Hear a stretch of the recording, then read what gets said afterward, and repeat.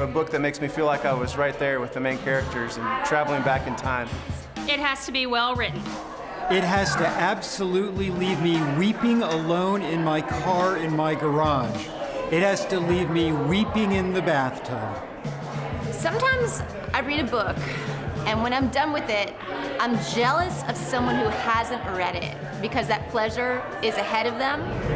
And it has to be relevant, but preferably not in a heavy-handed way. It also has to have a pretty good plot, too, because otherwise, why would you read it?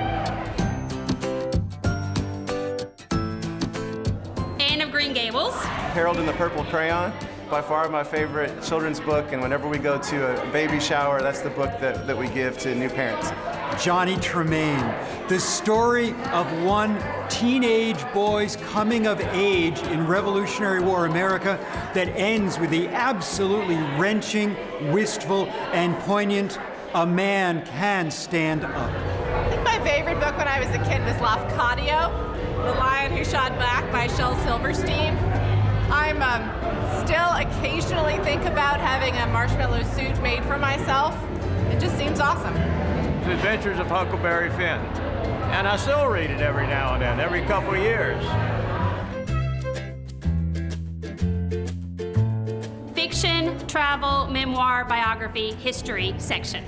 Nonfiction section, for sure. I pretty much only read nonfiction. My favorite fiction book was by this guy you may have heard of named Stephen King, and I think he may have a future in fiction.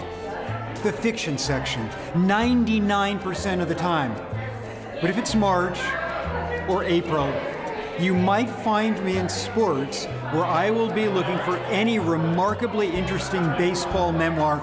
I can still quote passages from Ball 4 by Jim Bouton. In the poetry section. You'll probably just find me in the novels. I don't know, I'm always looking at the new fiction. I try really hard to read other stuff that's maybe better for me, but I end up reading novels pretty much nonstop. I have a lot of hobbies. You'll probably find me in the industrial arts section, where I'm looking at books about how to weld things together.